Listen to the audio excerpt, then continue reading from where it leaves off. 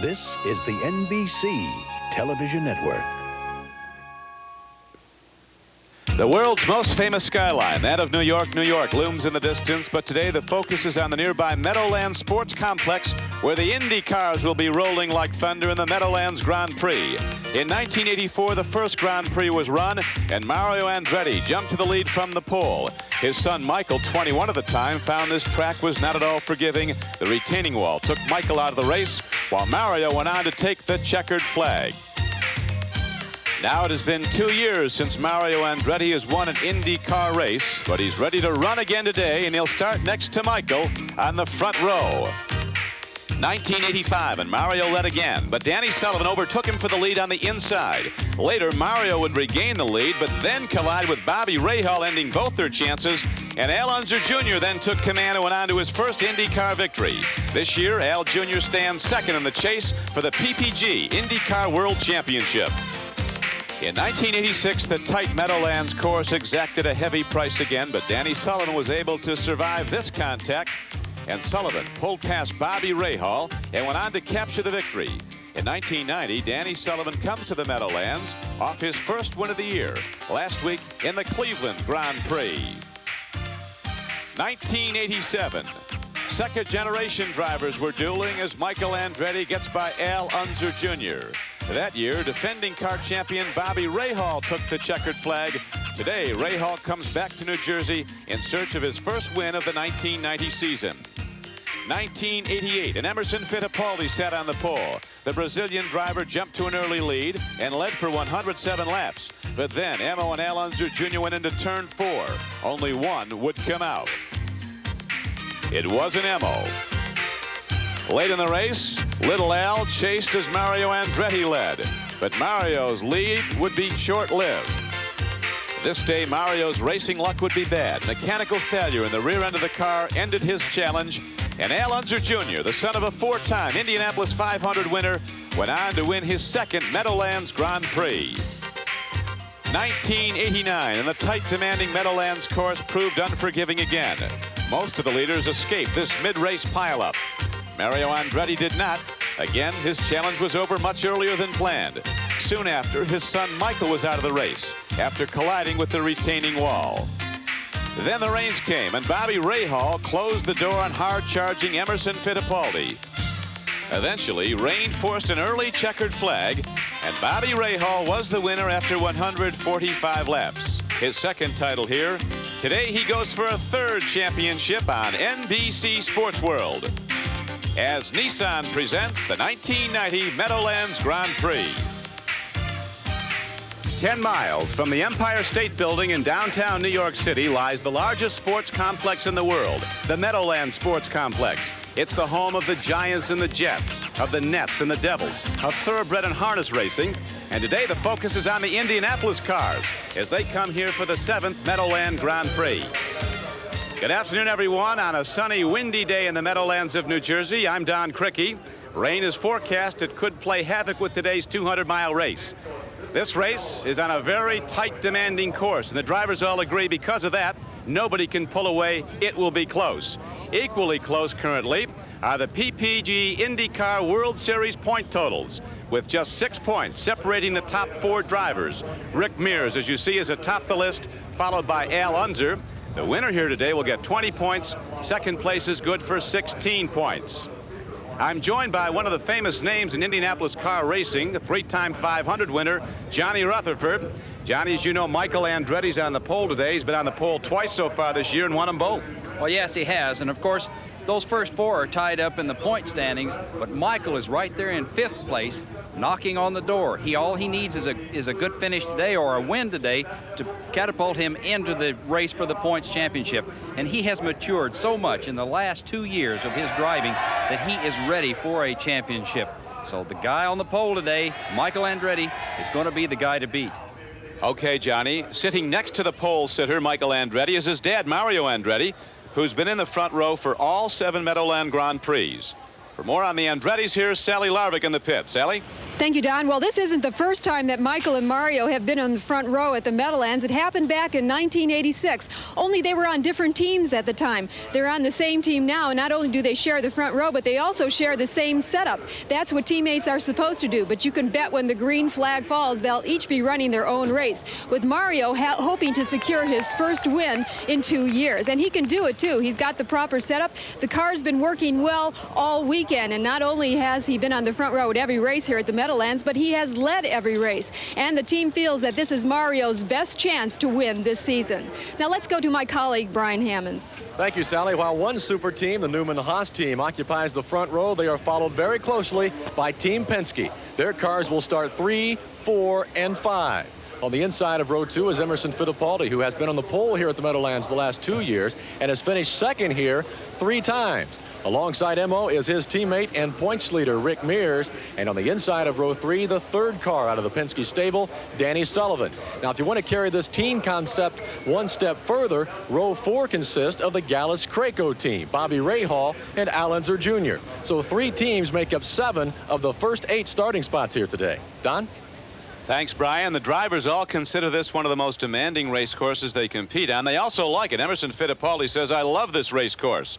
Let's take a tour now of the Meadowlands course with Johnny Rutherford. When you pull out of the pits here at the Meadowlands, you know you're on a racetrack that really demands your attention. It's rough, it's narrow, and it's very, very fast. Into the first turn, just a turn around the corner, but it's very quick. Out onto the back straightaway, 1,500 feet long, speeds of about 160 miles an hour. Hard braking down into turn number 2, and this gets into the very critical point on the racetrack because it's very narrow and a lot of concrete walls. Cars get bunched up here, you have to be very cautious. Short straightaway down to turn number 4. This is a quick kink, a hard right, a hard left, out onto the front straightaway, down in the gears. The front straightaway is about 2,000 feet long and the fastest part of the racetrack. Probably speeds of 170 plus miles an hour through here. And it's downhill a little bit, the only elevation change on the racetrack. Hard braking into turn 1, get around this, out to the wall, accelerating very hard, shifting gears. You probably do between 14 and 16 gear shifts around this racetrack, so it is very, very busy. Here you go from 6th gear to 3rd gear. Tight around a left-hander, around a right-hander, shifting gears. Short straightaway down to turn number 4, grabbing the gear shifter again. Through the kink, out onto the front straightaway. Hard acceleration off of the turn, shifting gears, going from 3rd gear to 6th gear. Down the front straightaway and dash to the first turn. Now it's time for that dramatic moment at the start of every IndyCar race, the command that quickens the heartbeat of every driver and race fan. Gentlemen, start your engines!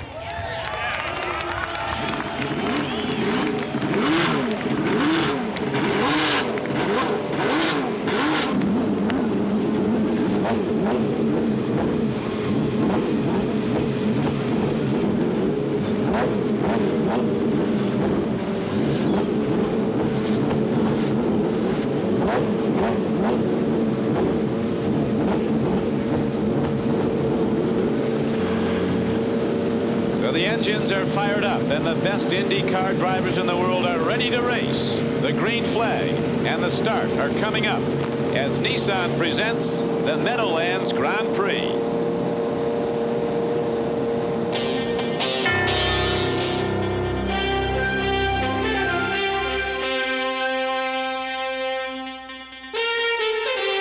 This is NBC's Sports World, and today it's brought to you by Nissan, built for the human race. By Goodyear Eagle Radios, the best-selling performance radios in the world. By Valvoline Motor Oil, people who know use Valvoline. And by Sears Craftsman, people who depend on tools depend on craftsmen.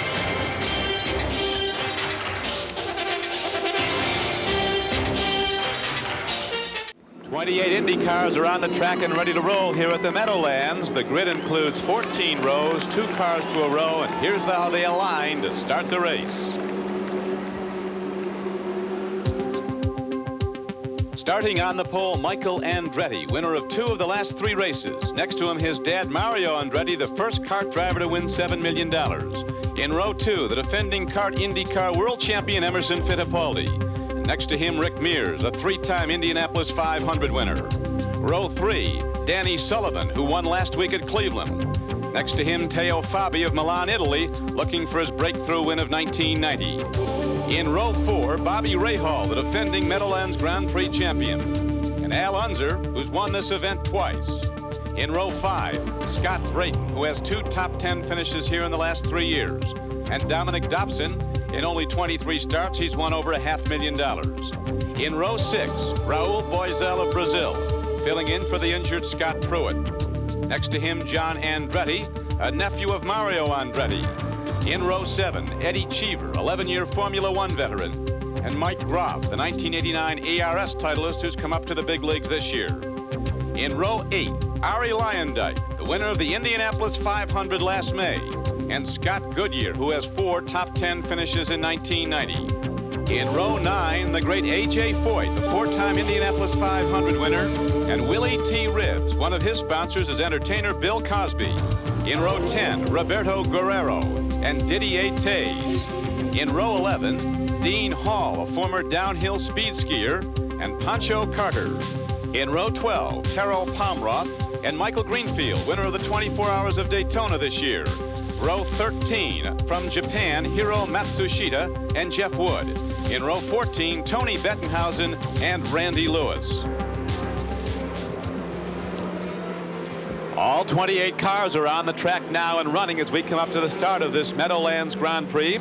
They're running for $700,000 in prize money today. You see the race record. Al Unser attained that back in 1988. 150 laps of a track that measures just over 1.2 miles. The defending champion, Bobby Rahal, a 2-time winner here. The 1990 money list shows Arie Luyendyk up atop it after that big victory at Indianapolis. Emerson Fittipaldi is right behind him, followed by Rahal, Unser, and Mears. Former Meadowlands winners, Mario Andretti won the inaugural in '84. Al Unser's a 2-time winner, Al Jr. Danny Sullivan won in '86. Bobby Rahal, a 2-time winner. Looking at the chassis, 20 are using the Lola. And now it's the moment we've waited for as starter Rick Finaro has the green flag up and ready. And the Indy cars are ready to race, and it's underway.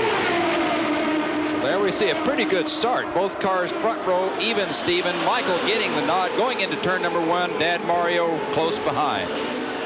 This is the 10th time in their racing careers that the Andrettis have started together on the front row. Mario has 5 poles, and Michael has 5.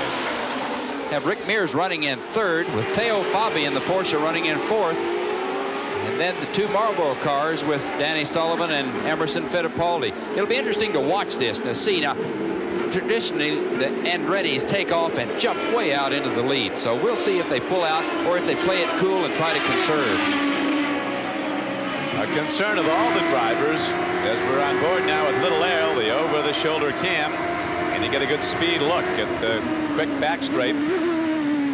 Concern is fuel consumption. As Michael Andretti said, for some reason this track eats up fuel. Well, it really does, because I think you're keeping the throttle open so long. It has the 2 long straightaways, and you're in the throttle, keeping the butterflies open, as we say. There we see a pass. Al Unser Jr. is going by, I think that was Danny Sullivan, but now he's moved up a position, but he moves by Sullivan, but he's going now through the kink, and they keep the throttle open so long that it really uses the fuel, and the cars are getting so competitive. Everybody's cutting back, trying to get the best power they can, and so they're running into a condition to where they're not getting the fuel mileage that they would like to. Early in the race, the pole sitter Michael Andretti continues to lead. He said this is a tough course. You have to take chances on it. The course here at the Meadowlands averages only 45 feet in width, and at some points it's down to 31 feet. And you're between the proverbial rock and hard place. There's concrete barriers on each side. Boy, that's an understatement, because that concrete around here is very hard. Here's a battle with Teo Fabi and the Porsche moving up on Rick Mears. The Porsche has been inching its way along. They've been doing a lot of testing, so it'll be interesting to watch Teo to see if he can really put the pressure on. Rick Mears in the yellow car. He won this year the inaugural event at Phoenix. He's at his best on an oval course. This, of course, a road track. Rick Mears, 3-time Indy 500 winner. Felt real good, Johnny, about his car coming to this race. Yes, Rick has a special situation with Roger Penske. They just seem to work well together. He has the car work. You saw Teo thinking about moving to the inside, but thinking better of it, moving back out on the line. He's staying right there. Mears is not running off and leaving him. You always see some debris in the track there, so it might have been someone got together. They call this race at the outset as you see Teo Fabi moving up into 4th place. The battle of the super teams. The Newman Haas team was on the front row, the Andretti's. Next 3 qualifiers were from Team Penske. And then the Gallus-Craco team in the 4th row, Rahal and Al Jr. Boy, Teo is moving right in close, trying to make a challenge. There's the car we see limping. Tony Bettenhausen on the inside has a tire problem, so he's going back to the pits to get another tire, it looks like. We look now at the leaders. Michael Andretti, who started on the pole in the lead. His dad, Mario Andretti, right behind him. Rick Mears is running 3rd at the moment. Teo Fabi's moved up to 4th. Bobby Rahal is in 5th, followed by Fittipaldi and Al Jr. Then Danny Sullivan, number 8. It certainly looks like Mario has his car working. There's the flat tire. There we see the Bettenhausen car. He's coming into the pits to get a new tire. That's unfortunate. He must, I don't know whether he touched the inside wall or whether they had a couple of cars come together. So Tony Bettenhausen, son of a famous racing driver, goes into the pits with a blown rear tire. Trying to get the car stopped. You can see that rear one locked up, so he's got it in the air, going to change both right sides. There are the Andretti's again. Mario is keeping right in close quarters there, so son Michael is not going to be able to run off like we've seen him do in the past races, jump way out to a lead. We're looking over Mario's shoulder as he pursues his son Michael. Mario Andretti says the toughest place to finish in racing is 2nd, because you know you could have won. The only time I never minded finishing 2nd was when I ran 2nd to Michael. Well, he could do that today because Michael certainly has the bit in his teeth. He's coming into his own. He's got that maturity now, and if his car stands up, he goes for it. 1955, Mario Andretti, a native of Italy, sailed past the nearby Statue of Liberty. Little did he know that some years later he'd be competing in a major Indianapolis car event in the Meadowlands of New Jersey. We'll be back in a moment.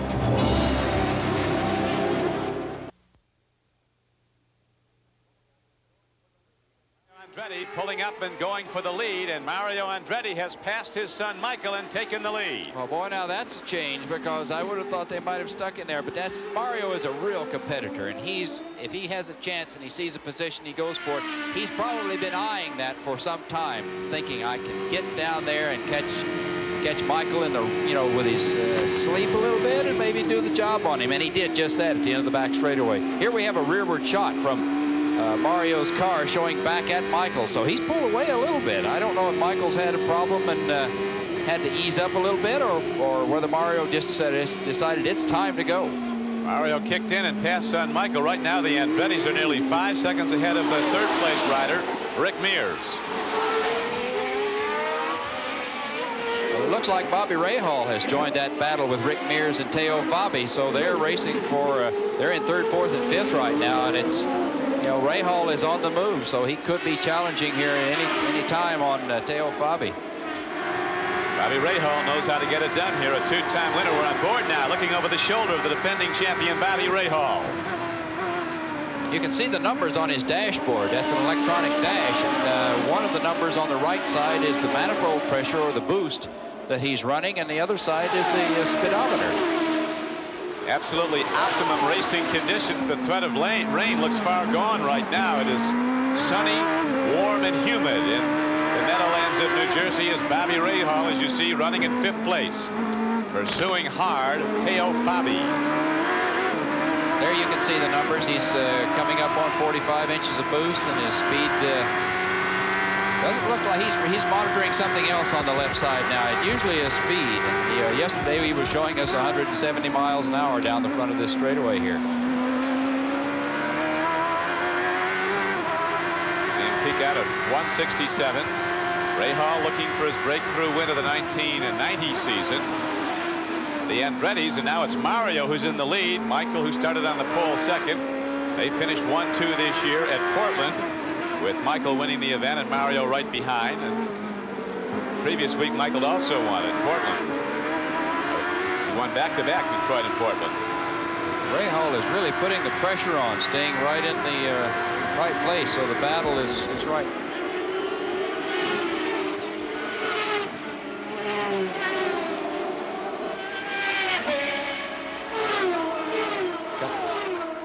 Gary Lyondike, the Indianapolis 500 champion, running hard. Making his move, passing Randy Lewis there into turn number 1. Ari has been struggling a bit. His car just hasn't quite been there, and he's been awfully busy with all of his duties after winning Indy. I think he's starting to get things ironed out a bit because they feel a little more comfortable. Lyondike in car number 30 is running 14th at the moment in this 28-car field. Eddie Cheever racing with Raul Bocel. This is quite a battle. Cheever's putting the pressure on, trying to get in a position to make a pass, and we could see it down here in turn 1.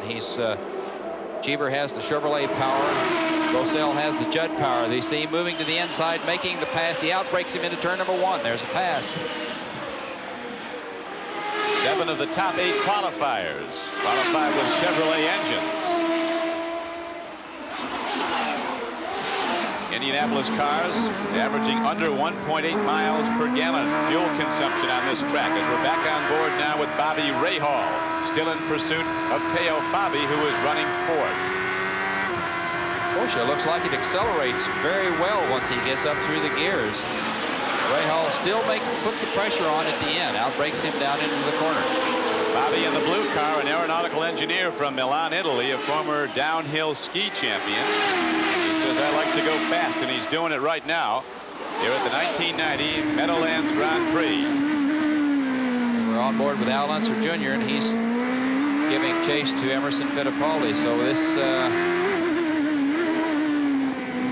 Emerson Fittipaldi catches him through the kink there, so he must be working just a little bit better, I would think. Fittipaldi with number 1 on his Marlboro car. He was the champion a year ago, had 5 wins, including the 500. We got some back markers falling back now as the commanding cars are starting to pass. Only one car has gone out so far. That was Tony Bettenhausen, went out with a blown rear right tire. Here we see Al Unser's chance to maybe put it past. He gets down underneath the inside of Emerson and goes by him. Boy, that was textbook, classic. Right down, outbraked him into the corner. So Al Unser Jr. has taken the position away, and Sullivan is pressing very hard. His Penske teammate, Danny Sullivan, car number 7, right on the tailpipe of Emerson Fittipaldi. Unser now running 6th. Bobby Rahal has moved into the 4th place. Mario Andretti continues to lead. He started number 2. Michael was on the pole. Michael Andretti is now 2nd. Rick Mears is 3rd, followed by Rahal, Fabi, Unser, Fittipaldi, and Sullivan. Leader speed, electronic timing, 110.104 miles per hour for Mario Andretti through this point in the race. That's pretty quick. You can see how busy it must be. Al Unser makes a pass on a slower car. Sullivan is going to try to utilize that slower car, I'm sure, to set up a pass on Emerson, but I'm not sure he can get it done. Emerson got off of that turn just a little bit better. Is there any best place to pass in this course, Johnny? Well, I've always said anywhere you can, but obviously at the ends of the straightaways, Don. You've got to be able to get in position there. See Emerson getting by Teo Pomeroy. Danny's going to have to set that up. Gives Emerson a little bit of a cushion now. He's got a car between them. Danny's making the pass, so it'll be right back up on Emerson's tail. Now we're looking over the shoulder of Bobby Rahal. Rahal driving hard.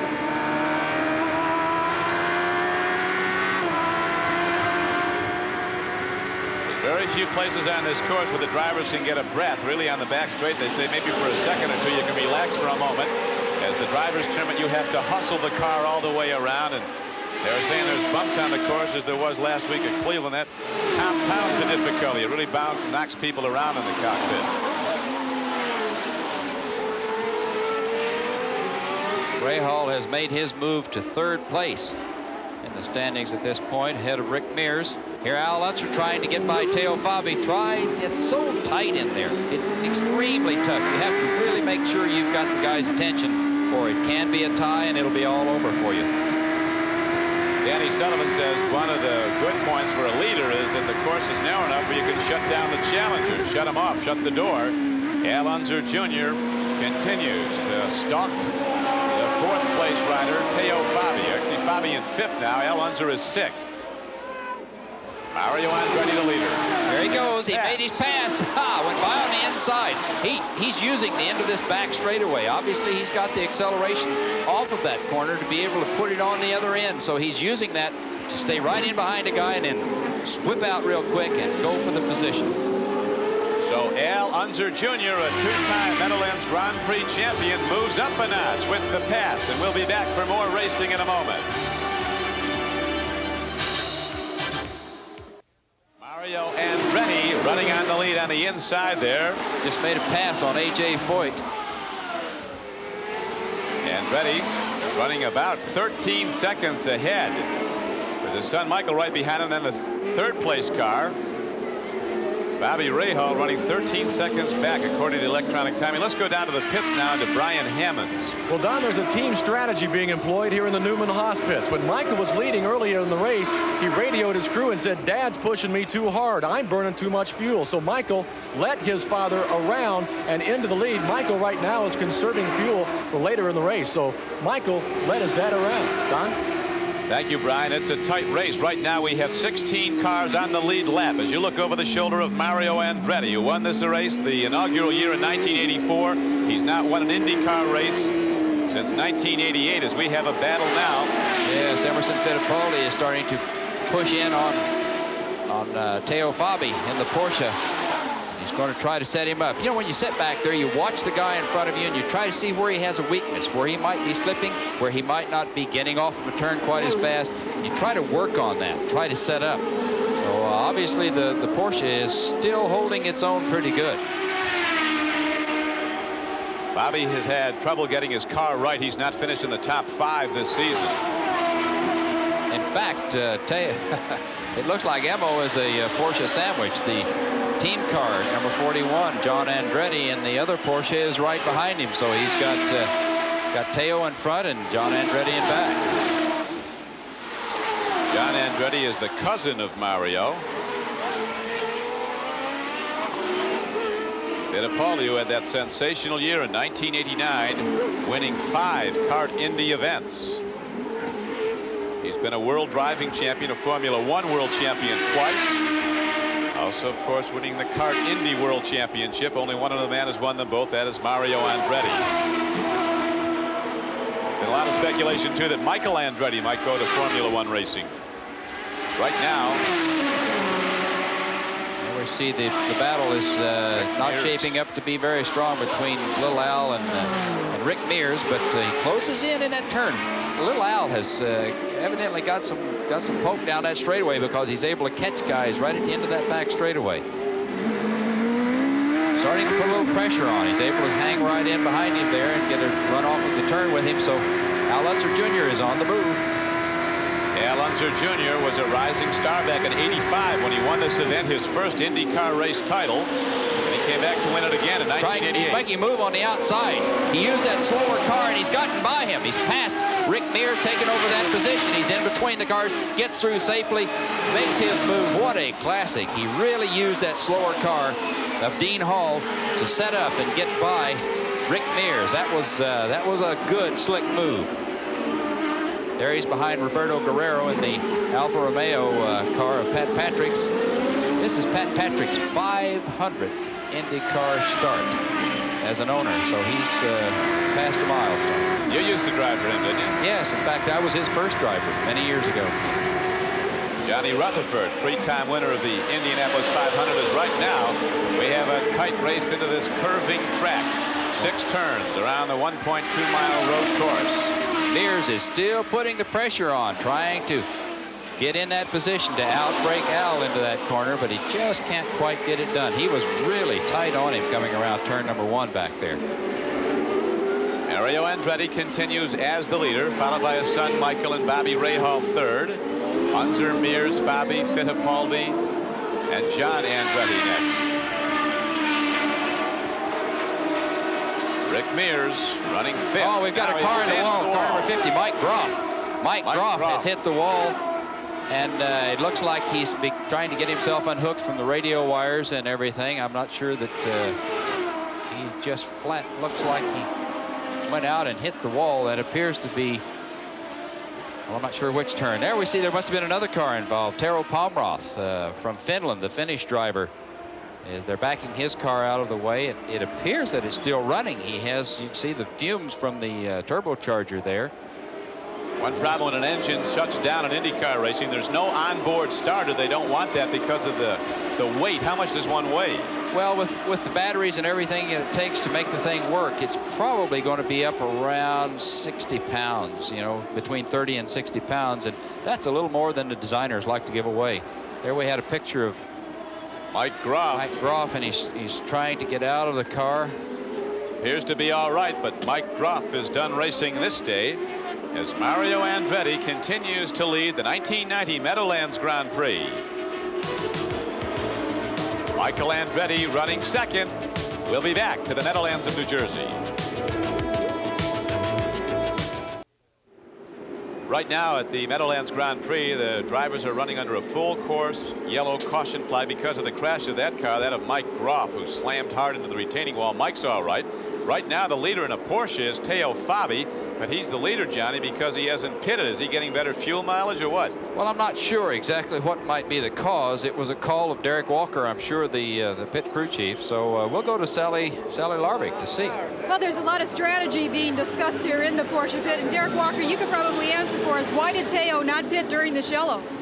Well, we decided to risk it. We wanted to stay out and gamble on. We really don't need to do any more than 2 stops, and we feel it's worth the gamble to stay out there, and later on the race it may be a big factor in winning the race. Well, and John Andretti didn't pit either, but isn't it going to be more dangerous for you to pit on a green when you've had a yellow to bring the car in? That's true. I guess that's the gamble.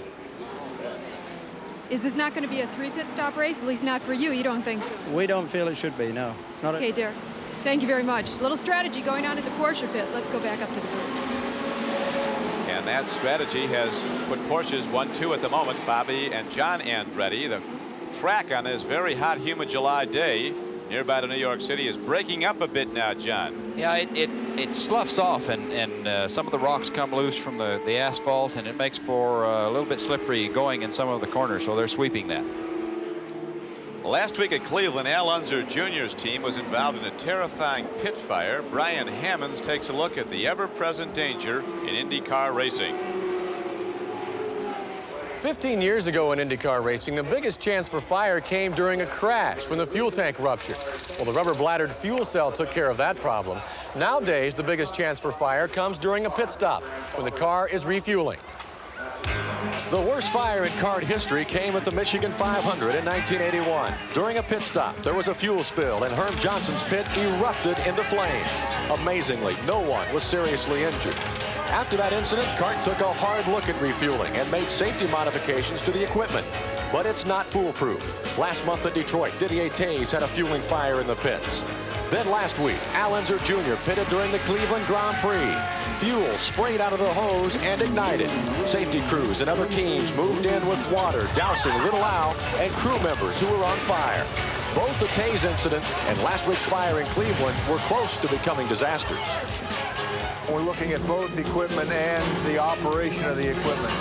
The equipment has quite a few safety devices built into it, but in both of these incidents, the safety devices were not activated quick enough to prevent the amount of fuel that was spilled. CART is looking at ways to make refueling even safer. Further modifications to the fueling gear are possible. They've even looked at fuel additives that would make the methanol flames visible, which would make firefighting easier. As catastrophic as those pit fires look, nobody was seriously injured. The main reason for that, the mandatory wearing of fire suits for everybody over the pit wall. Thank you, Brian. Most of the drivers pitted as we're now under a full course yellow caution flag on Mike Groff's crash. And we're ready for green any time. 2 who did not pit are the Porsche drivers, Teo Fabi and John Andretti and Scott Brayton. And those 3 are running 1, 2, 3 right now. We'll be back waiting for that green flag in just a moment as Teo Fabi in a Porsche is leading an IndyCar race for the first time this year.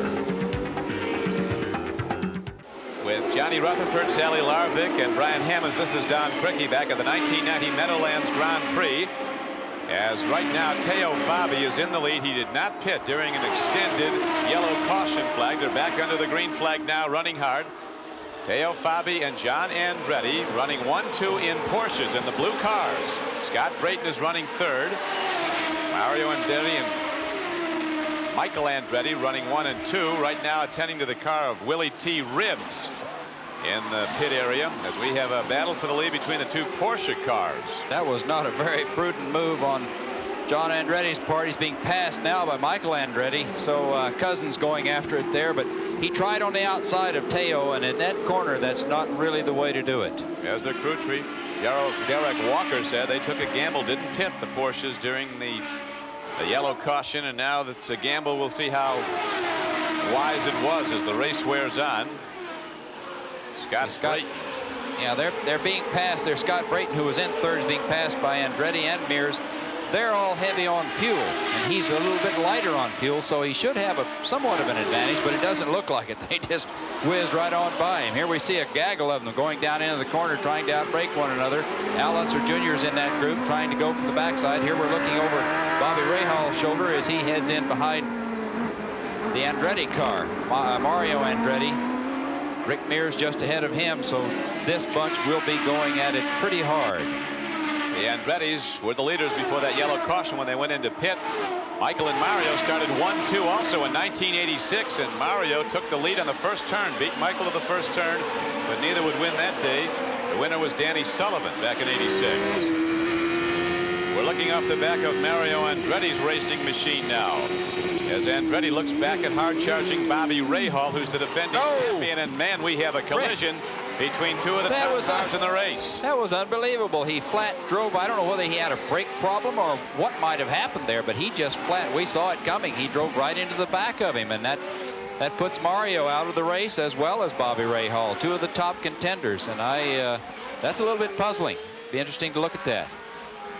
Mario Andretti, who had the lead after starting in the number 2 position at the outset on race day, goes out of the race. His racing luck turns up bad again here in the Meadowlands. They're not going to move that car. The wheels all askew in the front like that. So we're back, Johnny, under a full course yellow caution. Yeah. It looks like Rahal's out of business too. There's Bobby Rahal. He's done racing for the day, the defending champion. Yeah, he's upset with, it's hard. I'm telling you, it's really hard to get out of a car, and he's saying something to Mario there. Mario's still strapped in his car, but it's really hard to be keyed up and have the adrenaline flowing and then suddenly have it just stop on you like that, and you want to blame everybody first, and it may even be your own fault or mostly your fault, but you still can't accept that because you wonder why, what in the world happened, and it happened so quickly. The Porsche of Teo Fabi still leads the way. It has yet to pit in this race. A 150 lap race. We're through 43 laps now. On first viewing, it looked like Bobby Rahal just drove up on and over Mario Andretti, but as you pointed out, Johnny Rutherford, it was a very unhappy Rahal. Here we have a chance to look at it, Don, and see what happened. They're coming down in here. They're very close together, and suddenly Mario went to the outside. I see what happened. He just flat moved to the outside and cut Bobby off. Bobby had nowhere to go, and that was unfortunate. It was Rahal was on a move and had some momentum, was going to try to cut back to the inside. Mario was moving to the outside, and here we see it from what we looked at originally from the back. You can see he's moving to the inside. Rahal moves, bang, there's the contact, and that was one guy going one way and the other one trying to go the other, and they just made contact. You think it was a tactical move by Andretti to try to keep Rahal from passing? Here we can look at it in slow motion, and we'll see. We'll see Mario moving to the outside. I think he was trying to get position, and Rahal just was had too much momentum, coming in too hard, came together, and that's the end of the day for both of them. That would be exasperating in both cockpits, I'm sure. So the defending champion Rahal goes out, and there's Bobby Rahal, who called his 2 wins here at the Meadowlands Grand Prix the most satisfying victories of his racing career outside of his Indianapolis 500 win.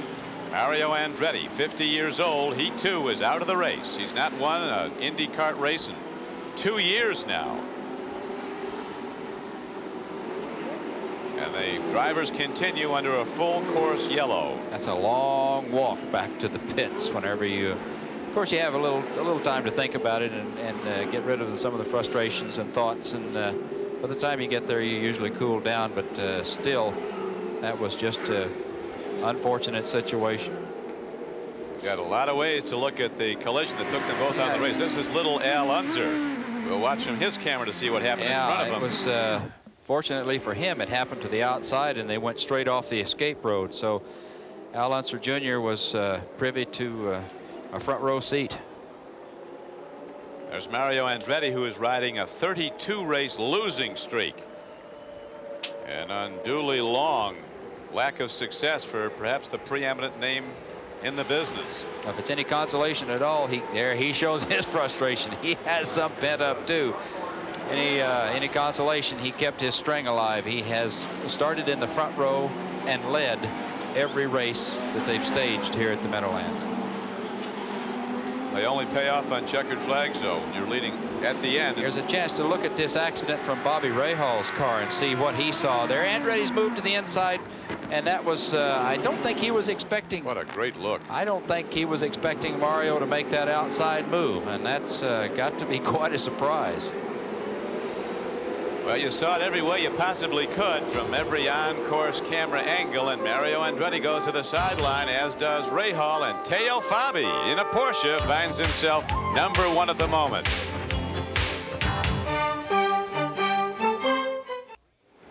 We're ready to go green again now after the caution flag following the Rahal-Mario Andretti crash that knocked them both out of the race. And we're back running at full speed. Green flag is out. Lap 50 of this 150-lap Meadowlands Grand Prix. See Michael Andretti making the pass on the lead there. Michael takes the lead back from Teo Fabi. Michael Andretti, of course, is a fresh load of fuel. During the first caution, it was 8 laps in duration. The Porsches, Fabi and John Andretti, did not come into pit. They still have not been in. Teo Fabi hasn't. Who's running second right now.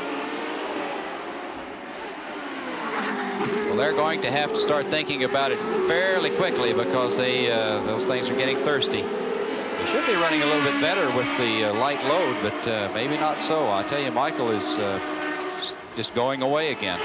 Michael Andretti, who started the day on the pole, fastest qualifier, lost the lead to his dad, got 7 laps in, and now Michael is back in the lead. His dad, Mario Andretti, out of the race. Michael Andretti, 27 years old, described by his father as a highly competitive young man. Grew up in a competitive environment. Mario says everything we do in the Andretti family, whether it's ping pong or racing the big cars, is highly competitive. And boy, that's a fact. They all compete. Michael is certainly doing a good job today. He's using, that's why I say the maturity that I talked about earlier in the show is he's able to move along and pick his places now. Used to, he'd push for it. He was very aggressive. Some of that aggressiveness has turned into maturity and knowing when to and when not to. Eddie Cheever is moving up surprisingly. He's in a battle for 4th now, trailing Al Jr. Oh, he tried to make a move there and thought better of it, and that was some good driving. Very hard braking. Of course, Eddie is from the Formula One ranks where the cars are very evenly matched. Let's go down to Brian now, who's with Bobby Rahal. Bobby now out of the race, and Bobby, from your vantage point, what happened? Well, I thought Mario was gonna try to outbrake Rick, so I decided I'd try to just. I figured he'd go around the inside of the corner from that line, and he moved over, and I just had a little bit too much momentum. I couldn't stop, and I just got into him, and I just needed a little bit of room. That was all. You were shaking your fist at someone. Was that Mario? No, I was exasperated. I was just saying, sorry. I think it's just one of those things here. You've got to outbreak people to pass people, and if 20/20 hindsight, if he just stayed where he was, there would have been room. But when he came over in front, I was pretty much committed and tried to stop and just couldn't stop fast enough. All right, a short day for Bobby Rahal. Don? Well, Okay, Brian, Bobby Rahal out of the race. Now Emerson Fittipaldi, who's looking for his breakthrough win of the 1990 season after 5 Kart Indy victories last year, is in the pits, and they're checking something. They're out. looking that car over very closely. It's electrical or something. They're looking underneath to see if anything is dripping or any problems there, but it doesn't appear to be. There we see Al Unser Jr. Holding his own. He's trying to hold off Eddie Cheever, who is now running in 4th. They're 3rd and 4th respectively, and Cheever is putting the pressure on. Michael Andretti has the race lead. John Andretti is running 2nd, followed by Little Al and Eddie Cheever. Leaders averaging almost 109.5 miles per hour. Well, Cheever is really putting the pressure on, moving to the outside. We saw him try to go in that corner a while ago, and he trying to outbrake into that thing, and it's plenty tough. Let's go to Sally Larvik in the pit. And Mario Andretti headed back to the garage area. It looked like, Mario, this was going to be your weekend. Everything was working well for you, and then something happened. Describe to us what happened. Well, I just got running. I got thumped in the back. Bobby Rahal came in too hot in the corner, and all I saw, he jumped over my wheels, and I saw the bottom of his car actually alongside of me. You know, so just one of those things. He put himself out and put me out. When you look at the track and the way you've been running, I mean, the car was working very well for you. What was the track conditions like? The track was all right. There was slight graining one of the corners, but you know, nothing really too critical. So conditions were okay. You really thought this was going to be your race, didn't you? The team thought so also. The car was just running picture perfect. Everything was right on schedule. You know, I was running my race early on before the yellow, and I got messed up a little bit by the timing on the yellow, but I was still all right. So, you know, just too bad, really, when you're running that competitively. Okay, another bad day for Mario Andretti, headed back toward the garage area. Back to you, Don. Tremendous competitor who shows his grace and disappointment as much as he does when he gets the checkered flag.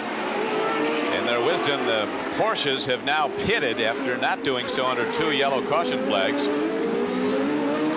The only thing I can figure on this pit stop situation is they've made their stop, and they can go 2 stops. If everybody else has to go 3 stops, well, it doesn't. No, they're not going to have to, because they've been on that caution for so long. So I really don't know what their thinking was. Here we're looking over Al Unser Jr.'s shoulder, and you can see that little scoop he's got up on the edge of the cockpit there with a white tube. That goes down inside his uniform, so he's scooping some outside air for a little cooling inside his uniform. It's a little primitive, but it works. Little Al is moving up. He's running number 2 and is stalking the leader, Michael Andretti, back in front. Now the track is, as Mario alluded to, is breaking up a little bit in these corners. You can see the tire tracks. If we get a shot of the corner where they're getting a little white looking right at the groove where the cars are running, where the tires are running, and it's sloughing off just a little bit of gravel off to the sides, and it makes it very slippery. So you really have to, you can't miscue. You've got to stay on mark. If you get out a little bit, it slides you clear across the racetrack. Michael Andretti running on the lead in this 1990 Meadowlands Grand Prix, followed by Al Unser Jr. Sons of famous racing names contending now. Eddie Cheever is running in 3rd, and then Rick Mears and Danny Sullivan going at it there, but Cheever has backed off of his quest for that position from Al Unser Mears Jr. right now is 4th, and Danny Sullivan right up on his tail point is trying to get by him. Michael Andretti, Al Unser, Eddie Cheever, Rick Mears, and Danny Sullivan, the top 5. Lion Dyke, the 500 winner in Indianapolis, is running 6th. Now Eddie Cheever's in the pits. He was running 3rd when he went to the pits. Let's go down to Brian again. And the car is off. Eddie Cheever came into the pits. The car is off, and you can see his frustration. Team owner Chip Ganassi is here. Chip, what's the problem? I don't know. Apparently we have a fuel problem, a fuel pickup problem right now. I'm not sure. Eddie Cheever running so very well, came into the pits. The car is down. Now they've refired it, and Eddie Cheever being pushed back out into the racetrack. Let's go down to Sally Larvik. And strategy continues in the Porsche pit. You said that you were going to stop at the end of the yellow for the pit stop, and then you didn't do it. You had the tires out, you brought them back in, and then you ended up stopping on the green. What kind of strategy is this, Derek? Well, that was the wrong one for sure. We underestimated they would clear the track that quick, and all of a sudden it was, you know, time to go racing. So we gambled to pull out a little bit of a lead before we came in and topped off. So for sure it hurt us, but there's a long way to go yet. How much is this going to hurt you? Sorry? How much is this going to hurt you? Well, I don't know. Remains to be seen. There's still the mileage race is going to come at the end of the race. So we'll have to see what happens and where we are then. And of course, the Porsche pit has a telemetry system where they can tell exactly what their fuel mileage is before the car even comes in for a pit stop. Back to you, Don. Okay, Sally, Michael Andretti has 2 victories this year. He's the leader now. As right now, we have Danny Sullivan coming up hard on Rick Mears. Sullivan running number 4. Rick Mears is the number 3 car, the yellow Pennzoil car. Danny Sullivan coming off a victory a week ago in Cleveland. Al Jr. is off the track now. Al Unser Jr. Yeah, it looks it's hard to tell. He's talking to them on the radio. That's at the head of the pits. He has turned in and come back to the exit to the infield where the cars are kept. He's out of the race. He's not going back to the pits. So something has happened to his car, and he's broke. There we have the shot from inside the cockpit, talking to one of the people, telling them they're pushing him out of the way. So that's a shame that Al Unser Jr. is out of this race. So as the race continues, the attrition factor builds. Some big people are gone. Mario's out, Rahal's out, now little Al is out as Michael Andretti, the pole sitter, continues to lead. Back at the 1990 Meadowlands Grand Prix. Eddie Cheever setting in his car as they try to figure out what the problem is. That is frustration, you know, to have to be running out there so hard and then suddenly to pull back. Here we see Sullivan and Mears still going at it, hammer and tong out there. You know, it's a battle for second. It's tough. Yeah, the battle for second, but it's tough for Cheever to have to. He was there. You know, he was challenging and looking so strong, and then suddenly the car breaks. It's frustrating.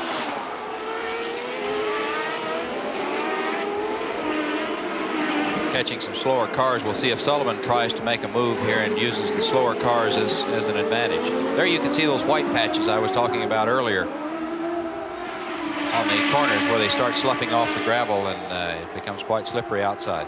It's Danny Sullivan who said this narrow race course, it's from 45 feet in width down to 31, gives the leader a chance to shut the door on a challenger. Michael Andretti said to win here you have to take chances.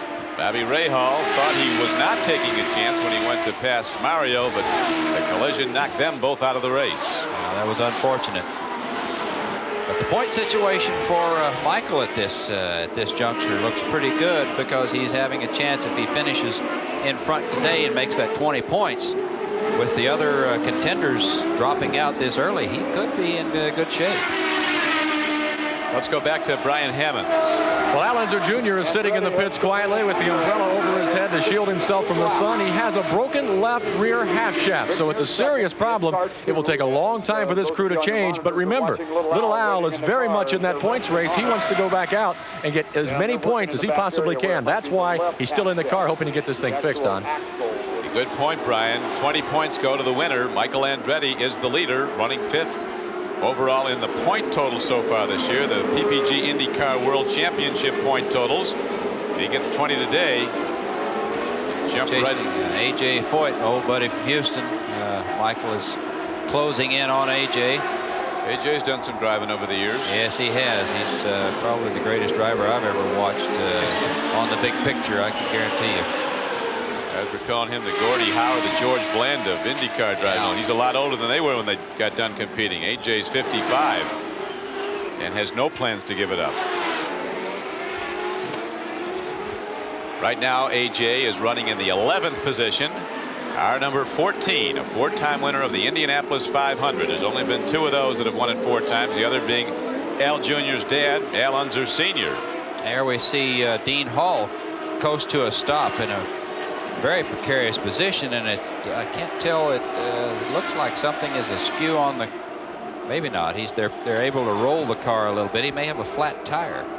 Right rear looks like it might be. He might have made contact and just scuffed the wheel and knocked the rim off and went flat. But Dean Hall looks like he's being pushed behind the wall, going to be out of this thing. He's a young man that loves to go fast. He was a downhill speed skier. His top time going down a mountain was 120 miles an hour. Apparently that wasn't fast enough. He wants to go 250 in an Indy car. Faster than I would care to go, I can assure you that.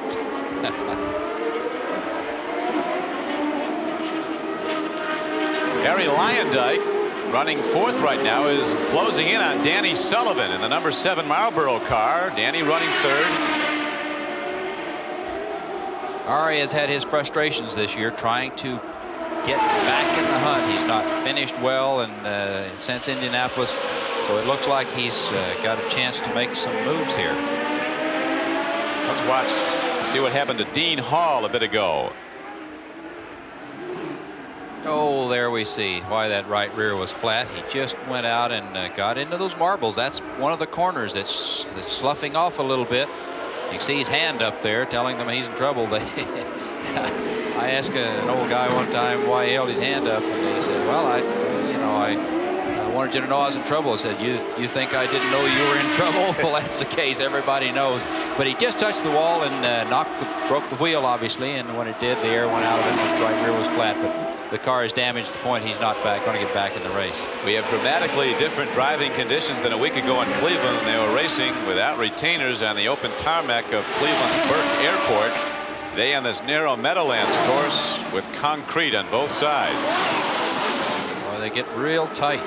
Down this Lyondike made a pass on Bosell, so he's by a position and going after Pancho Carter at this point, still trying to get gathered back up with Danny Sullivan. So Lyondike is making his moves. You know, I think we're seeing a little bit of the guys holding back because of the fuel situation. I don't think we're seeing the aggressiveness. Let's go to Sally Larvik in the pits. And the day is also over for Eddie Cheever. Took a drink of water, putting it on his hands.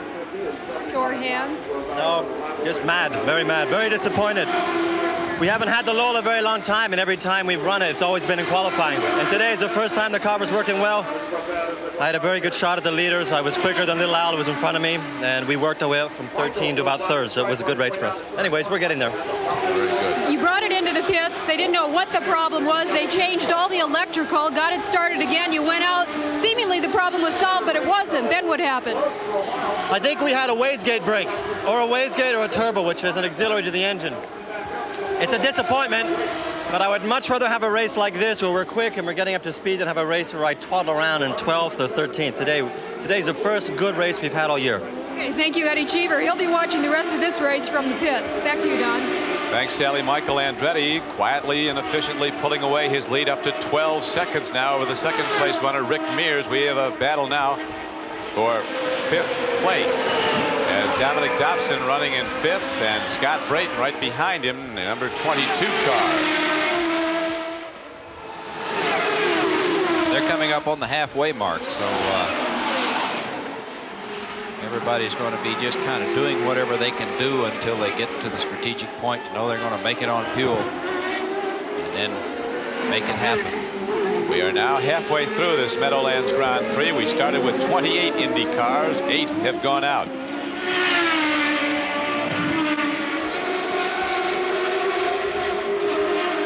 Bright sunshiny day. The threat of rain doesn't seem very imminent right now. Hot and humid in the Meadowlands of New Jersey. Scott Brayton has done a good job. He's currently running in 6th position out there, and he was one of them that stayed out on that first caution and came on fuel. So there we see a pass. Matsushita in car number 10 was passed by Dominic Dobson in car 86. Texaco Haviland car, and he's obviously that was holding him up, and he's moving away. So there's the leader coming in right behind them. Michael Andretti sizing the situation up. Probably make a couple of passes here down the front straightaway. So now halfway through the race, Michael Andretti, the pole sitter, is the leader, followed by Rick Mears and Danny Sullivan, those two from Team Penske.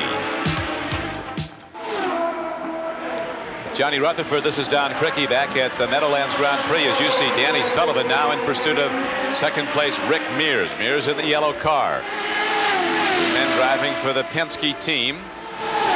Third member of that team way out at the moment. Emerson was in the pits with problems, as we saw earlier, and he's not back on the track yet. Mears is getting some pressure again from Sullivan, so we can see him close in here. But I'm sure he's not going to relinquish that second slot very easily. Michael Andretti continues to lead the race. He has an extensive lead at the moment.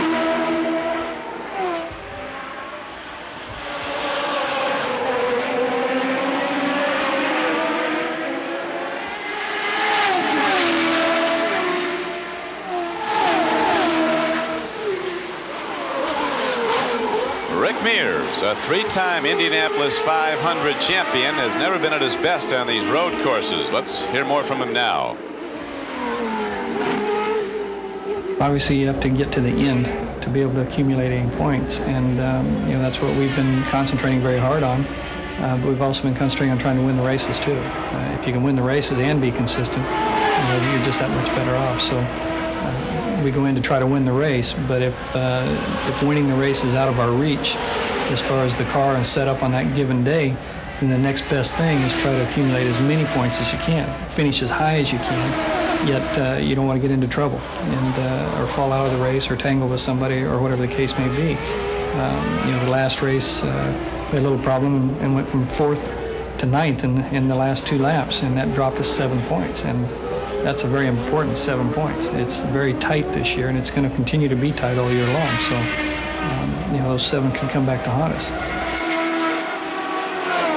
Rick Mears, who is currently the top man in the PPG IndyCar World Championship point standings, but at the outset of this day, 6 points separated the top 4 men on the list.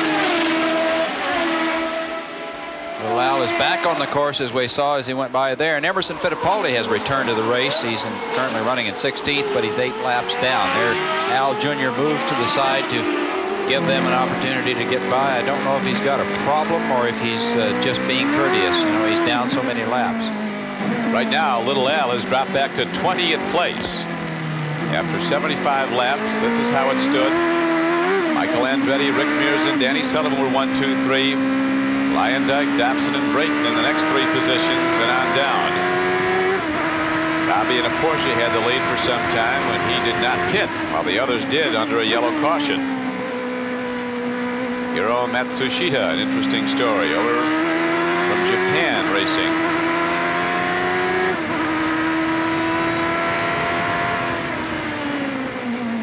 Eight cars are out of this race.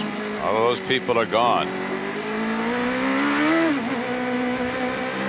As we look over the shoulder of Al Unser Jr., a 2-time Meadowlands Grand Prix winner, trying to get his car back in sync, well off the pace, running 20th. You know, it's one of the hard things to do when you go in and set in the pits like that for a long time. Sometimes you come back out and it just seems like you just can't get back in the groove or get the feel of the thing. Here we see Dominic Dobson and John Andretti.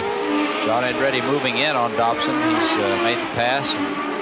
Right behind him is car number 4 is Teo Fabi, the other Porsche. So they're both running together on the racetrack.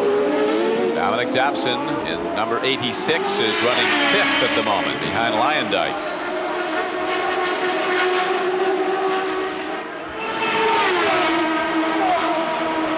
Safety measures are tremendous, though, in these cars. A.J. Foyt saying that when he first qualified for the 500 back in '58 at Indianapolis, he qualified and then an excellent time of 143 miles an hour. But he said, I'd rather crash one of today's cars at 230 than one of those at 140. Oh, there we've got a spin.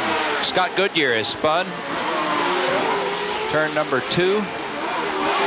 The corner workers coming out to try to get him pushed out of the way.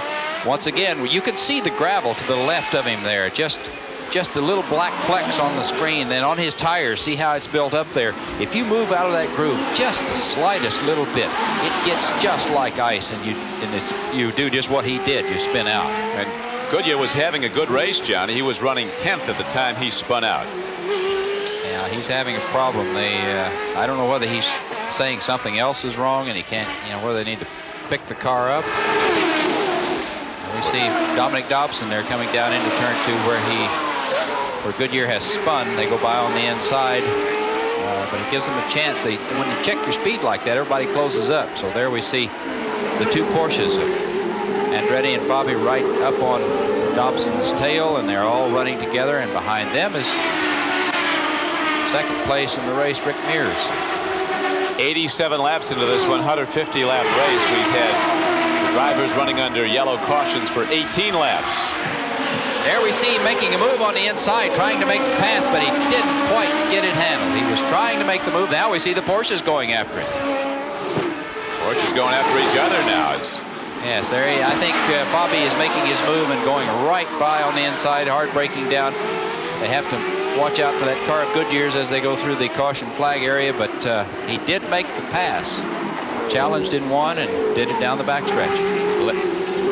Up another car straight into the wall. Dobson, it looks like, went straight into the wall there. Tire barrier. Plug one into concrete here. Well, it's tire barrier there, so it cushions it a little bit. But that was there. We're seeing him pulling him out. He ran. Yeah, he was running in 6th place, and he locked the brakes up and slid right straight into the tire wall. This is the place where Fittipaldi and Little Unser got into it here a couple of years ago, and that's a shame because he was having one of his better days and just miscued a bit. You can see that black mark where the groove where the tires run. There's Michael Andretti. Michael Andretti starting on his 10th pole today in IndyCar racing. He's had 5 on road tracks, 5 on ovals. He was also the pole sitter in the 1986 Meadowlands Grand Prix. Michael with 2 wins in 1990. He won at Detroit and Portland, was the pole sitter in both. Let's go back down to Brian. Rick Mears is in the pits, running in 2nd place. He'll get 4 new tires, a full load of fuel. Now the fuel story will come into play. He is in awfully early to make this a 2-stop race. He will probably have to pit one more time for fuel before the end of this race. The car is off for jacks and off 15.8 seconds. A good stop for Rick Mears. There's the leader, Michael Andretti. Michael could be getting ready to pit here, Johnny, as Rick Mears is out of the pits. He puts the lap on him. There he goes by. That's Michael Andretti has put 1 lap on him. So now it's a fact of Andretti having to make his stop so Mears can get the lap back. And we'll see if Mears can put it all the way on him. Andretti, his car with a Lola chassis. Michael said at a press conference it takes a lot of adjustment to get the chassis ready for this race. He said, we think we know what Lola wants. And does Lola get it, though? That's the other question. There he goes by Hiro Matsushita chasing A.J. Foyt. So they're driving hard through 80 laps now. And we'll be back to the Meadowlands Grand Prix after this. We're back at the Meadowlands Grand Prix. Right now, coming into pit is Michael Andretti, the race leader, as we go down to Sally Larvik. Putting in fuel and new tires. They've had virtually no problem with this chassis all weekend as Michael Andretti waits as they put the remaining fuel in, and he is off. A good pit stop for Michael Andretti. Looked like a real good one inside 16 seconds. Now we'll see if Mears can do the same thing to him and get his lap back totally, or if Michael comes out of the pits into the lead, and he can't quite do it, I'm afraid. He's not in the position. So Michael Andretti. I think Danny Sullivan has moved to the lead with these pit stops. Mears will start moving back up. He made his stop first, and if he could go to the end, which we don't think he will. While we were away, the Japanese rookie driver in the race, Hiro Matsushita, started spewing smoke and then spewing a lot of fluid as he went out of the race. He took the close do not enter. Last exit to Brooklyn. Well, that's and he can't continue. That's the bad part. The car really expired there. So there's Hiro walking away. The end of his day. A little cooler now for him anyway. His driving team well capitalized. He's the grandson of the founder of Panasonic, one of the biggest electronic companies in the world. He's an impressive young man. And now in the lead until he pits is number 7, Danny Sullivan, a former winner here in 1986 and a man coming off his first win of 1990 a week ago at Cleveland. It was a good shot of the Porsche coming around the turn with Sullivan pressing. Between both of the Porsches as they stretch out, something obviously second car there, 41, John Andretti not wanting to push as hard because they were together a while ago, and they may have word from the pit. We've got to save fuel, guys. Ease up on the throttle a little bit. Making right decisions, so much a part of winning racing. Here comes Sullivan to the pits. Danny Sullivan goes to the pits, so Michael Andretti moves back up to the lead.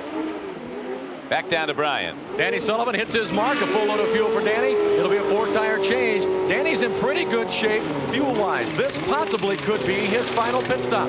This is lap 95. You may be able to go 56 to 58 laps on a load of fuel. There's a problem at the right rear of the car.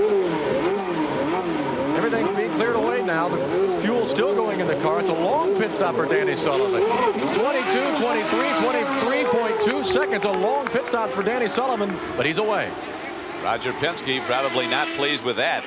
Head of the Penske Racing team, they like to do it in 15 seconds and usually do. Yeah, but my guess is they wanted to make sure they got every ounce of fuel they possibly could in the car so that he can go the distance. If he's making the mileage, then if he gets everything he can in the car, then he's gone. And there we see second, third, and fourth going after it, pressing very hard.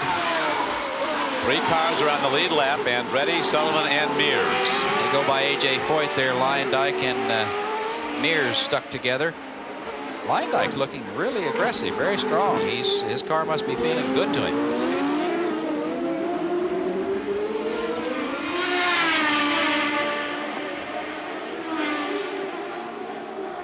That car of Rick Mears, though, really runs down those straightaways. That's they have strong, good engines at Penske's.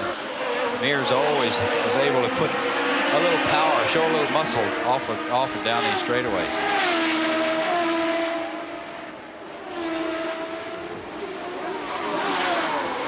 Coming up on Danny Sullivan, who has made his stop. There's A.J. Foyt in the pits, leaving after pit stop, down with the visor. Still very much in the race is A.J. in this race that has seen 9 cars go out. A.J. right now is running number 9. There you can see him reach up and pull off what we call a tear-off. It's a thin plastic covering that goes over the visor to protect it. And when it gets dirty, then you just reach up and grab the side of it, give it a pull, and away it goes, and you've got a clear vision again. Leyendijk also running on the lead lap now. And Scott Brayton, who was running 5th, is now in the pits. He was one of them that chose not to come in on that first one, so it'll bear to see if that will have any, if he can use that for any strategy. Racing conditions have been excellent all day. It was sunny, very warm, and windy here in the Meadowlands nearby to New York City. A distinct threat of rain at the outset, but we've seen none yet. Looks like they could go the distance. It's still quite sunny here in New Jersey. Right now, Scott Brayton, who you see is 10th, was his best finishes in the Meadowlands Grand Prix. He did that twice. Running hard. Michael Andretti doing everything right. There he is, the leader. Michael Andretti, who's looking for his 3rd Kart Indy victory of the year.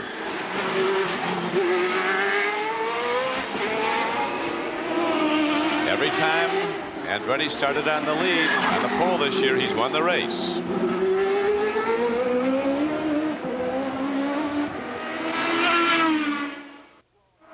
Second place car, Danny Sullivan, is slowing down. He looks to be in trouble, Johnny. Yes, he's pulled in at the head of the pits, the same place Al Unser Jr. pulled in earlier. They're trying to turn him to get him headed in. Obviously they're going to push him behind the wall, as we say, to check out what's wrong with the car, but it could be the end of Danny Sullivan's day. And Dominic Dobson now with a flat tire. He's barely making it around the course as he, as a back marker, is passed repeatedly. There's Dobson, number 86. You see that left rear. Yeah, it's ready to come off. He's headed for the pits to get a new one so he can get back into the fray. Oh, Leyendijk is in. Oh, look at this. He just went past and is miscued and run into the tire wall. You can see those tires. They're all banded together to make a cushion so that it's not quite as hard a thump into the concrete at some of the high impact areas. And that was it. Here's Dobson being tended to in the pits. You know, Johnny, putting a car into the retaining wall here is not hard to do on this narrow course. Back out on the course now comes Dominic Dobson as we go down to Sally. I'm with Chuck Sprague, who is the team manager for Penske, and Danny was running so well. And then what happened, Chuck? Well, we're not sure. We've lost all drive. That could be anywhere from you know, the flywheel on the back of the motor, somewhere through the gearbox to one of the drive shafts. So somewhere in the drive line, we can't get anything to the ground anymore. And you talked to Danny. What did he have to say to you? Just now? Yeah. I'm pretty disappointed. Well, that he is pretty disappointed. You were also concerned about Danny because he's got a sore shoulder. His right shoulder is sore from a bicycle mishap he had in Aspen. Did this affect his driving at all today? No, he hasn't complained at all about that. We were having a fairly good day. You know, we got back a little bit on the start, and you know, we had some luck go our way. Some other people dropped out, and we were working on closing up and trying to do it on just one more stop, which we think we could do, but seems to be for nothing now. Okay, it just wasn't Danny Sullivan's day. Back to you, Don. Okay, so Harry Lyondike, who looked to be in deep trouble, is back running well now. Well, that's the one thing about those nice those tire barriers. Well, he's over. He's over Jonathan Turn. What in the world?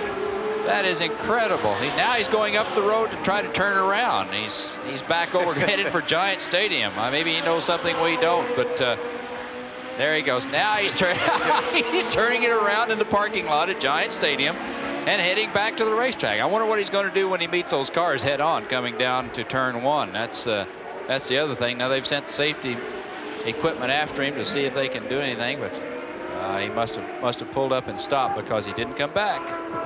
Heading towards the Lincoln Tunnel. We go back down to Brian. Danny Sullivan just climbed out of his car. What put you out of the race, Danny? Well, it looks like I lost all final drive to the car. Every gear I put it in coming out of the chicane over there just spun the engine, no drive to the rear wheels. The car looked like it was running very well for you today.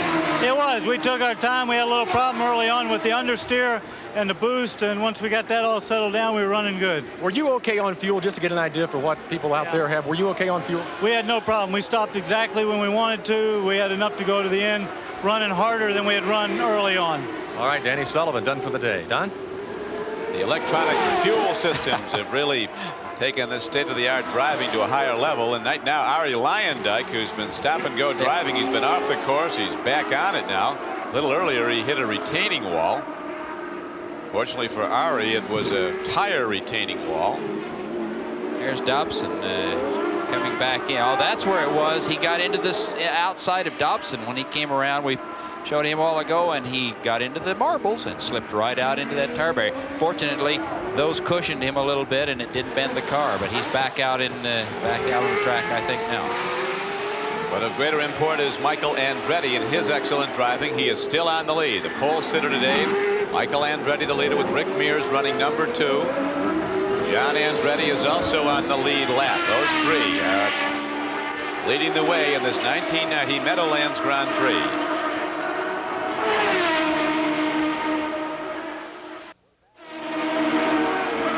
We're back at the Meadowlands Grand Prix, where just 2 cars are on the lead lap. The leader, Michael Andretti, and Rick Mears driving the yellow Pennzoil car well behind Michael.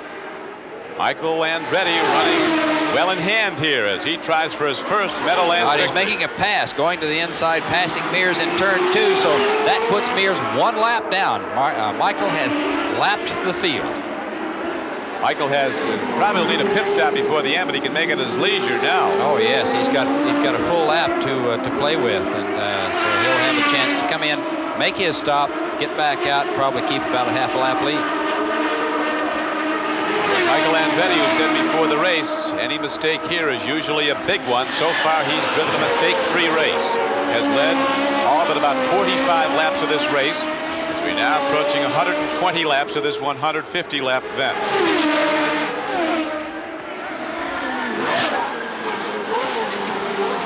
Number 3, Michael Andretti. And there's been a lot of speculation, Johnny Rutherford, that he could be going to Formula One racing as soon as next year for a huge contract. Well, it could be. You know, these the Formula One guys come over and talk to the drivers. I think he and Al Unser Jr. are the ones that are rumored to have some offers to come test over there, but it would be quite a boon. And of course, we don't have any Americans in Formula One right now, and these 2 guys would certainly carry our flag well.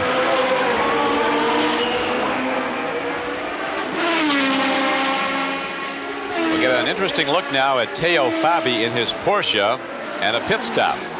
This was moments ago with the camera on the helmet. There we see the right front tire man changing, taking the tire off, looking down. He has the camera on the side of his head on his headset, so he's putting the wheel back on. They're clearing the area. He throws the hose back over. They've still got the sign down in front of him. Now they're letting him go, and something's going wrong here. The cameraman is, you see him looking up and down, checking the area. Moving, now he's moving, getting a shove. Now, he has a clutch problem. He couldn't get the clutch to engage and get the car out, so they've got to roll him, get the RPM up in the air, and when it falls back down, you can slam it in gear and get going. That's it was a shame. It took a lot of time to get that done, but it was an interesting shot with the camera. The last time a driver lapped the field was last year in the Michigan 500, and Michael was the one who did it. Michael Andretti with a lead of over a lap now on the second place runner Rick Mears. Let's go back down to Sally.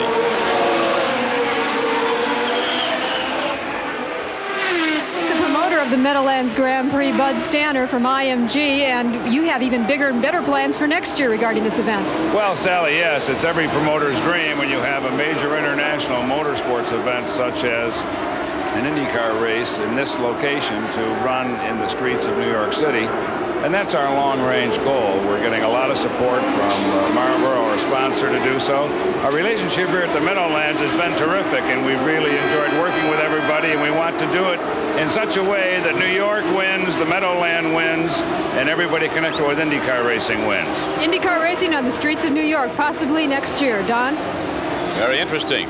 We've got some people over there that can take your tires off and aren't in the pit crew. Yeah, there's A.J. Foyt, my buddy from Houston, running in 6th place. He's doing a commendable job today. He's out there. His car is working well for him. I've talked to A.J. lately, and he says he really likes this car, and his crew is starting to gel. So we're seeing better things out of A.J. We're currently running in 6th.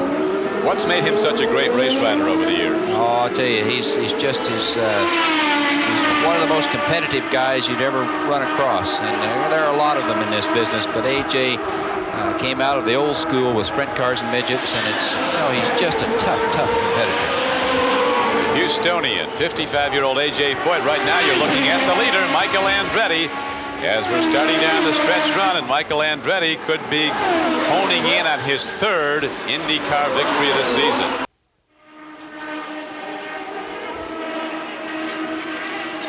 This is Don Crickey with Johnny Rutherford back at the Meadowlands Grand Prix. You're looking at John Andretti, who was running 3rd before pulling in for an extended pit stop. Yeah, he made a pit stop. It appears that he had a water leak or something hot because he got out of the cockpit and they dumped some water in to cool it down. So there's the leader, Michael Andretti, and he's due for a pit stop.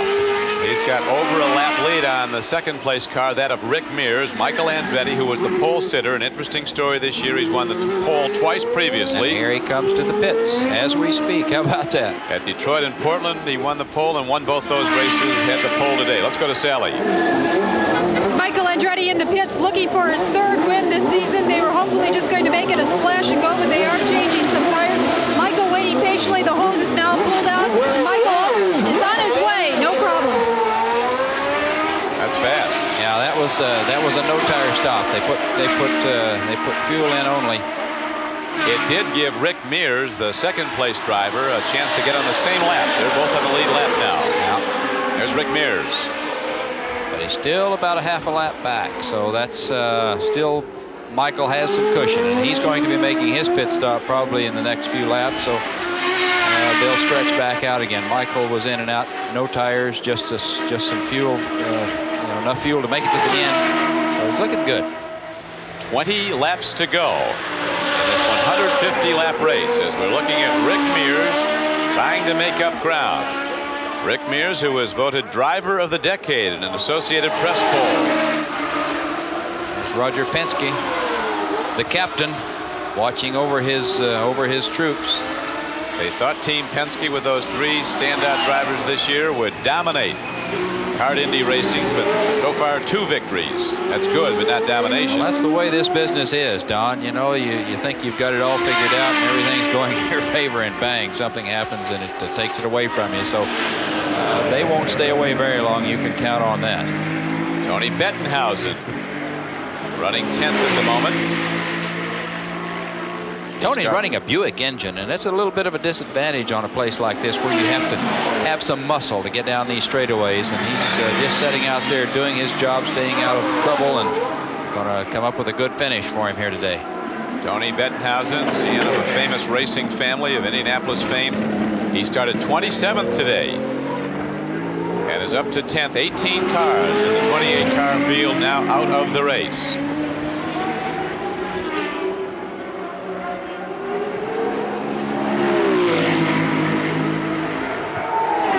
The Meadowlands Grand Prix is the 4th of 6 kart races this season, hosting the Texaco Havoline Pit Competition. After the first 3 races, Al Unser Jr. leads the competition. The top 10 qualifiers at the selected races are eligible for the competition and a year-end cash prize totaling $110,000. Each qualifying driver's pit stops are timed from pit entrance to pit exit. The driver who spends the least amount of time on pit road during the race wins. And we'll be back for the conclusion of the Meadowlands Grand Prix in a moment. Back now as we're coming down the stretch run of this 1990 Meadowlands Grand Prix. 5 laps to go, and there is the leader, Michael Andretti, 27 years old. He has always qualified well here. He was the pole sitter this year, but he's always had mechanical problems, it seems. He's never won this race, Johnny. Well, it looks like he's about to win his first one. If he does win today, and he's well in command with a 24-second lead on Rick Mears, who's running second and is the only other driver on the lead lap. Oh, look, John Andretti is into the tire wall.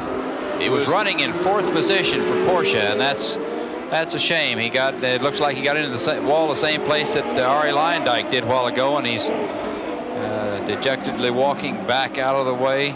His Porsche teammate Teo Fabi is 3rd in the race as we look at Michael Andretti. If he does hold on to win here today, and he has the race well in hand, Michael Andretti, who's really on a racing roll, will have won 3 of the last 4 IndyCar races.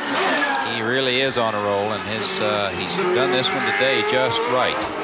But it's not over yet, as they say. They pay off only on the checkered flag. That's right. You know, Johnny. There you see the Porsche car into the tire barrier. It's a shame for John Andretti. Cousins, Michael and John. One out, one about to win. Michael Andretti. 3 poles this year, and it looks like 3 victories. In the other races where he didn't win the pole, he failed to finish the race 4 times.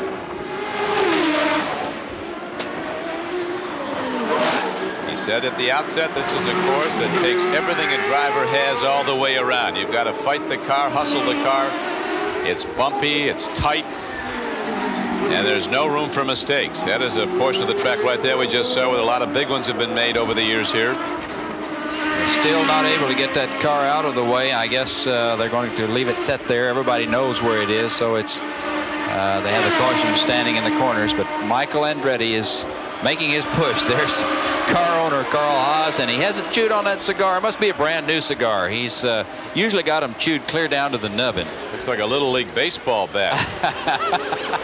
Less than 2 laps to go now as Michael Andretti is running alone, heading towards the victory in the 7th Meadowlands Grand Prix. Here's Chris Mears waiting for Rick to come around, who probably, it looks like at this point, will be in 2nd. So Michael Andretti leading, Rick Mears in 2nd. Teo Fabi in the Porsche is running in 3rd position. 1 lap to go. The white flag comes out. The final lap, the big one, of 150. And here comes Michael Andretti driving a near perfect race. There's been trouble all around. Earlier his dad went out as he collided with Bobby Rahal, the defending champion. Michael Andretti eluded trouble all the way around, extended his lead. He's led for virtually all of the race after those caution laps early. The car ran perfectly and the pilot was just as good. He could bump it out of gear and coast home now. He's coming around the final turn down the front straightaway to take the checkered flag from Nick Fenora. There it is. Michael Andretti wins his 3rd kart Indy race of the year. There is Sandy Andretti, very happy She better not be jumping around too hard like that. She's expecting their second child, and there's Rick Mears. Rick Mears, who was the points leader and still is, but Michael Andretti now jumps from 5th to 2nd in the point standings. The PPG IndyCar World Series point standings. He trails Rick Mears by 13 points, and there is the head of Team Penske, Roger Penske.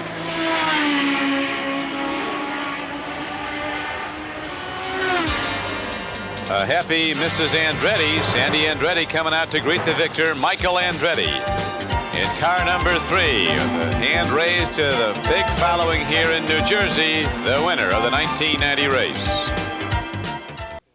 It's the Blue Light Special here in Victory Lane at the Meadowlands, and Michael Andretti is the winner of today's Meadowlands Grand Prix. Michael, congratulations. Thank you very much. I'll tell you, the Kmart Havlin car ran great all day. It was probably the most disciplined race that I ever had to drive because of the fuel mileage. Spent the whole time watching my gauges, making sure I didn't run, over too much fuel. So, it was a tough race because of that. Did you let your father by early in the race? Yeah, I did, because I couldn't figure out how he was going to make it. I think he was gambling on yellows because at the rate that I was running, I was already running over what I should be. So I had to let him go by. It hurt a little bit, but I had to let him. How hot was it out there? It wasn't too bad, actually. I thought it'd be worse, but I think a lot of it's good because we didn't have a hard-fought pace. I think we were just at a good, consistent pace, so it doesn't take as much out of you. 3 wins this year for Michael Andretti. He's the winner of the Meadowlands Grand Prix. Now let's go to Sally Larving. A very happy and a very relieved Teo Fabi as he pours water over his wrist. It was a very hot race for him also. We questioned the strategy of the Porsche pit and bringing you in at certain times for your pit stop, but apparently it worked. Coming in 3rd, your best finish ever. No, I think we've been very unlucky to have the second yellow just 2 laps after the green. But I really had problem with the car from the beginning. I lost the brakes and I lost the clutch, and it was very difficult to drive, but I managed to make no mistakes the whole race, and so I'm pleased. But you got to smile, Teo. I see a smile on you somewhere in there. You ought to be pretty happy with the performance. Well, it's our best result so far, but it was a long afternoon. Okay, thank you, Teo Fabi. Back to you, Don. Teo Fabi, 3rd, his best finish of the year. The defending champion, Bobby Rahal, had a difficult moment. So did Mario Andretti as he runs up on the back of Mario's car. So Rahal, the defending champion, and a former winner, Andretti, both went out of the race on the 41st lap there. Michael Andretti driving to victory. He started on the pole. Rick Mears, number 2, followed by Fabi, Lyondike, and Foyt in the top 5. That's AJ's best finish since the '88 Indianapolis 500. As we look at the rest of the Meadowlands Grand Prix final standings. 28 drivers started the race, 18 were out of the running at the end. Michael Andretti now with 3 victories in his last 4 races. A dominant figure, and he has jumped up on the PPG IndyCar World Series point standings. Rick Mears is still the leader with 16 points for his 2nd place finish today. But Michael Andretti is now tied with Emerson Fittipaldi for 2nd with 88 each. Al Jr. right behind Bobby Rahal is 5th at the moment. The best golfers in the world of sports and entertainment come your way next as we present live final round coverage of the first ever Celebrity Golf Championship. That's next on NBC Sports. Now for Johnny Rutherford, Brian Hammonds, and Sally Larvik, this is Don Crickey. Glad you could be with us at the Meadowlands Grand Prix where Michael Andretti was the victor.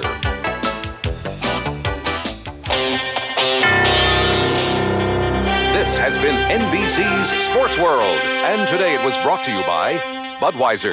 Beechwood aged for that clean, crisp taste. This Bud's for you. By Haviland Superior Grade Motor Oil. Get the most out of your car. By AC Delco Automotive Parts. AC Delco. It's like buying time. And by Nissan. Built for the human race.